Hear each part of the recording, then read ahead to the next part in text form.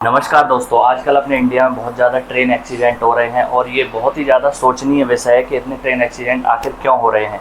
और ये हमारे लिए बहुत ही दुख की बात है कि दोस्तों जाने अनजाने में या जानबूझकर कुछ लोग ऐसा कर रहे हैं जिससे कि ट्रेन एक्सीडेंट हो। इसका पता सीबीआई और आईबी लगा रही है, वो सब बाद में क्लियर हो जाएगा। तो दोस्तों आज ट्रेन एक्सीडेंट के बारे में ही बात करेंगे कि यार ट्रेन एक्सीडेंट हो जाता है तो लोको पायलट और ट्रेन मैनेजर क्या कार्रवाई करते हैं, उसके अलावा कौन कौन से ट्रेन एक्सीडेंट गंभीर ट्रेन एक्सीडेंट माने जाते हैं। देखिए दोस्तों, ये एक स्टेशन है ए और ये एक स्टेशन है बी। ऐसा भी हो सकता है कोई ट्रेन की दुर्घटना यहाँ हो जाए, ऐसा भी हो सकता है इस स्टेशन पर हो जाए, ऐसा भी हो सकता है कि इनके बीच में हो जाए। मान लीजिए कोई ट्रेन यहाँ है, सी स्टेशन है, यहाँ से चल के आ रही है, यहाँ से भी निकल गई और यहाँ पर उस ट्रेन की दुर्घटना हो गई। जैसे कि कल 191-68 ट्रेन नंबर जो कि साबरमती एक्सप्रेस है, इस ट्रेन की दुर्घटना हुई थी। तो दोस्तों ऐसी स्थिति में ट्रेन के लोको पायलट और ट्रेन मैनेजर क्या करते हैं, उस विषय में आज हम आपको और अच्छी तरीके से जानकारी देंगे। तो दोस्तों किसी वजह से ये ट्रेन की दुर्घटना यहाँ पर हुई और ट्रेन का इंजन सबसे आगे रहता है, तो सबसे पहले ज़्यादातर वही ड्रिल होता है, उसी की दुर्घटना होती है। यहाँ पे दुर्घटना हो गई तो दोस्तों ट्रेन के इंजन में एक होती है फ्लैशर लाइट, जो कि पीले कलर की जलती और बंद बुझती रहती है। फ्लैशर लाइट जो कि हर एक इंजन में होती है, चाहे डीजल इंजन हो, चाहे इलेक्ट्रिक इंजन हो, चाहे मालगाड़ी का हो, चाहे सवारी गाड़ी का हो। सबसे पहले लोको पायलट अपने इंजन की फ्लैशर लाइट को ऑन करेंगे सबसे पहले, क्योंकि हो सकता है इस तरफ से भी कोई गाड़ी आ रही हो या ये डबल लाइन वाला सेक्शन हो और इस ट्रेन के डिब्बे इधर भी पलट गए इस लाइन पर, तो ये वाली गाड़ी इन डिब्बों में जाकर ना टकरा जाए, इसीलिए फ्लैशर लाइट ऑन कर लेंगे, जिससे कि सामने से जो भी गाड़ी आ रही है उसके लोको पायलट को पता चल जाएगा कि सामने वाले इंजन की फ्लैशर लाइट जल रही है, पीले कलर की लाइट जल रही है, इसका मतलब कुछ तो गड़बड़ है। तो वो यहीं की यहीं रुक जाएंगे। फिर वॉकी टॉकी के माध्यम से या लाल झंडी दिखा के इनको बता दिया जाएगा कि मेरी ट्रेन की दुर्घटना हो गई है, आप अपनी गाड़ी यहीं खड़ी कर लो या आप बहुत सावधानी पूर्वक गति से जाओ, अधिकतम 10 kmph की गति से अति सावधानी पूर्वक जाओ और देखते हुए जाओ कि कोई दुर्घटना तो नहीं हो गई। जैसी कोई दुर्घटना होती है सबसे पहले ट्रेन मैनेजर को बता देंगे, ट्रेन मैनेजर का डिब्बा यहाँ पर है, वॉकी टॉकी से या कॉल कर देंगे, जो भी इनके पास साधन है, MTRC फ़ोन भी रहता है, उससे बता देंगे कि डॉक्टर साहब कुछ ना कुछ गड़बड़ हो गई है, दुर्घटना हो गई, प्रेशर ड्रॉप हो गया है, कुछ भी हो गया, अपना जो भी है स्थिति बता देंगे। अब दोनों लोग दोस्तों सबसे पहले क्या कार्रवाई करेंगे, ये यहाँ के स्टेशन मास्टर को बताएंगे और यहाँ के को बताएंगे।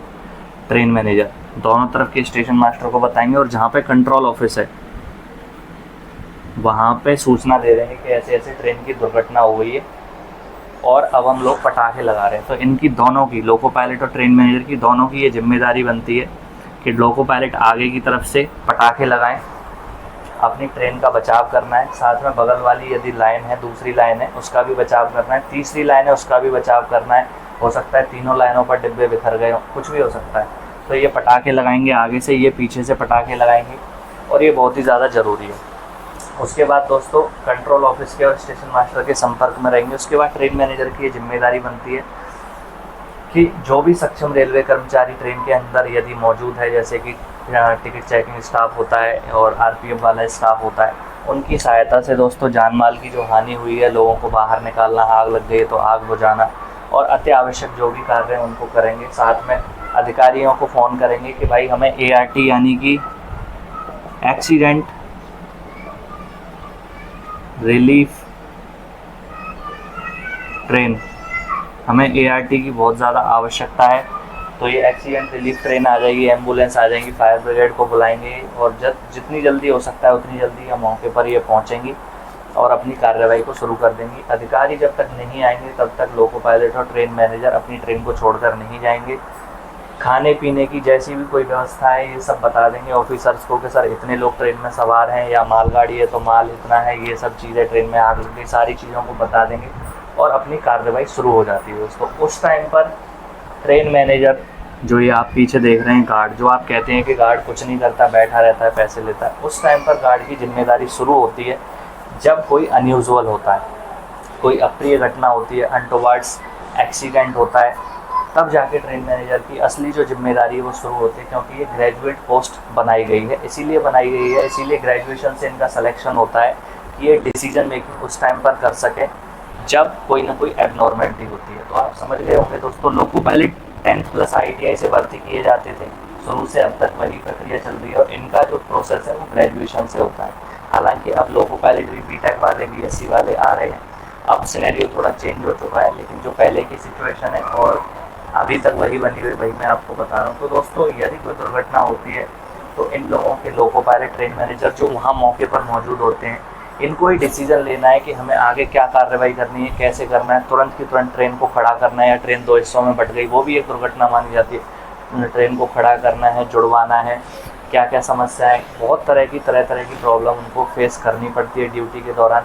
और बहुत ही आजकल एक्सीडेंट हो रहे हैं, भगवान करें जल्दी से जल्दी ये सारे एक्सीडेंट बंद हो जाएं और जो भी इंडिया में गतिविधि चल रही है वो बंद हो जाएं, और जो भी इनके पीछे असामाजिक तत्व हैं, जो भी लोग हैं, वो जल्दी से जल्दी पकड़े जाएं और उनको बहुत कड़ी सज़ा दी जाए। फांसी की सज़ा हो सके तो फांसी की दी जाए दोस्तों, दूसरे लोगों को मारने के लिए और इस तरीके से इंडिया के खिलाफ षड्यंत्र रचने के लिए।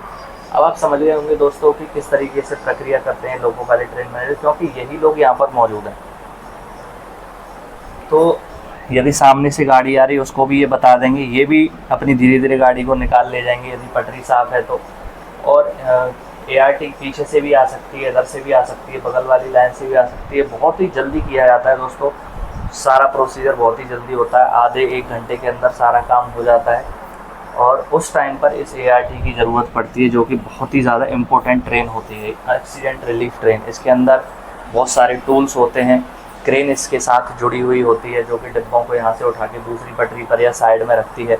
इसमें काफ़ी सारे स्टाफ होते हैं, डॉक्टर्स भी होते हैं, और खाने वगैरह की व्यवस्था भी इसमें होती है। टेलीफोन वगैरह रखे होते हैं जिससे कि लोग अपने घर बातचीत कर सकें। बहुत सारी व्यवस्थाएं इस ART के अंदर होती हैं और ये मोस्ट इम्पोर्टेंट ट्रेन होती है इंडिया की।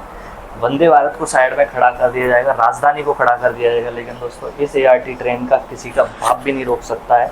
और ये बहुत ही इम्पोर्टेंट ट्रेन होती है, रेड कलर की ये पूरी ट्रेन होती है। ICF कोच को रेड कलर से पेंट कर दिया जाता है।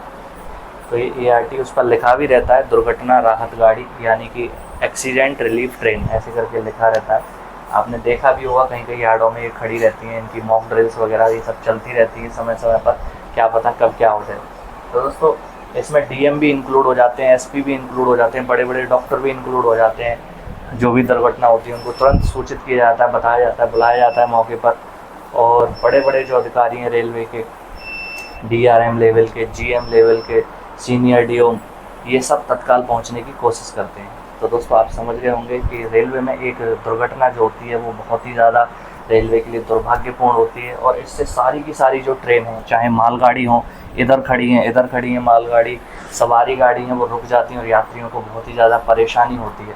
और रेलवे का करोड़ों रुपए का नुकसान दोस्तों सेकंड्स में हो जाता है। इसीलिए कोई भी आपको छोटा पत्थर भी ट्रेन की पटरी पर नहीं रखना है, और कोई भी ऐसा कोई काम नहीं करना है जिससे आपके खिलाफ कोई कानूनी कार्रवाई हो या ऐसा कोई एक्सीडेंट हो जाए जिसमें मासूम लोगों की मृत्यु हो जाए। हो सकता है उसमें आपके कोई रिश्तेदार ही बैठे हो, तो दोस्तों कुछ भी हो सकता है।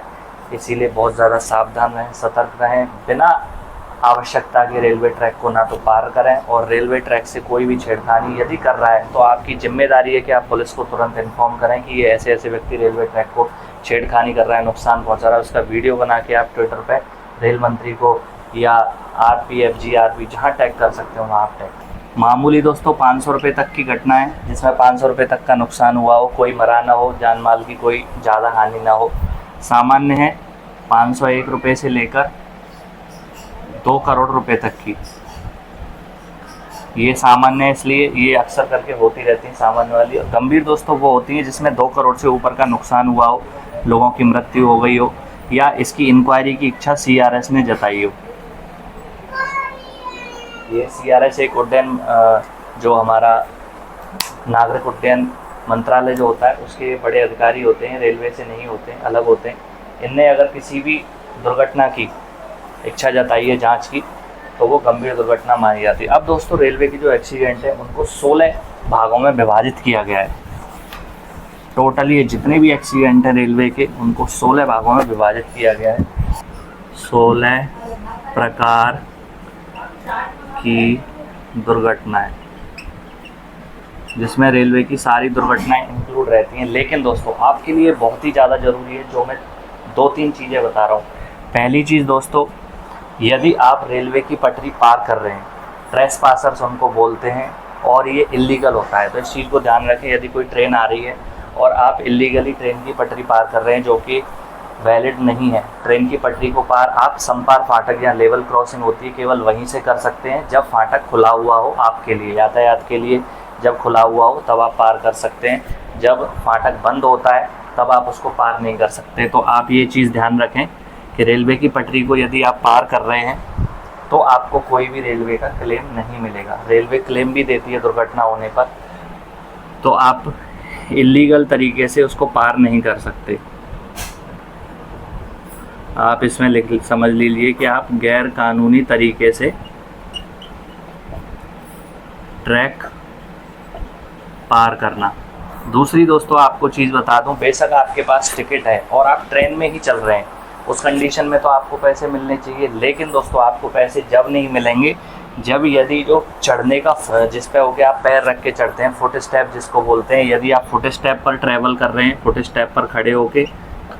दूसरी चीज़, आप छत पर हैं, ट्रेन की छत पर खड़े होके चल रहे हैं, या जहाँ पर कपलिंग होती है दो डिब्बों के बीच में, कपलिंग पर बैठे हुए हैं या कपलिंग पर खड़े होके आप ट्रैवल कर रहे हैं। और इसके अलावा वेस्टिब्यूल, जो कि मैंने आपको बताया था, दो डिब्बे जहाँ जुड़े हुए होते हैं वहाँ पे कपलिंग होती है इस तरीके की, तो बाहर की तरफ से कपलिंग पे बैठ के आप जा रहे हैं, या अंदर की तरफ से जहाँ पे दो डिब्बे जुड़े हुए होते हैं तो उसके बीच में निकलने के लिए रास्ता होता है। स्लीपर और एसी में आपने देखा हो, उसको वेस्टिब्यूल बोला जाता है।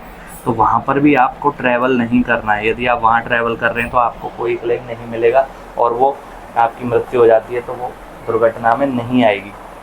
तो ये विशेष तौर पर आप ध्यान रखें कि आपको इस चीज़ का कोई भी क्लेम नहीं मिलेगा। तीसरी चीज़ दोस्तों, समपार फाटक पर यदि कोई दुर्घटना होती है और वो इलीगल है, जैसे कि आप समपार फाटक है, गेट बंद है और आप जा रहे हो निकल के अपनी बाइक लेके या पैदल जा रहे हो और आपकी वहाँ पे मृत्यु हो जाती है, तो ये दुर्घटना में नहीं माना जाएगा, क्योंकि ये नॉर्मल बात है और गलती आपकी है, क्योंकि आप पार कर रहे हो, गेट बंद है उसके बावजूद भी। या कोई ट्रैक्टर ट्रॉली निकल रही है और उसका गेट बंद है, उसको बूम बैरियर को तोड़ के ट्रैक्टर ट्रॉली अंदर चली गई या कार अंदर चली गई, वहाँ पर दुर्घटना हो जाती है, तो वो रेलवे की दुर्घटना में नहीं माना जाएगा, ना उसका कोई क्लेम मिलेगा।